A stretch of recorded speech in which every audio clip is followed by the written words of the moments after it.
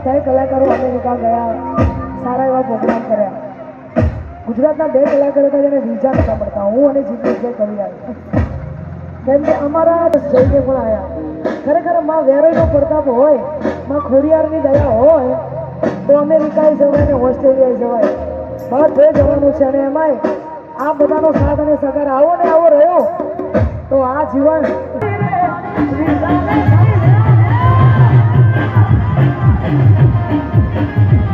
Yeah.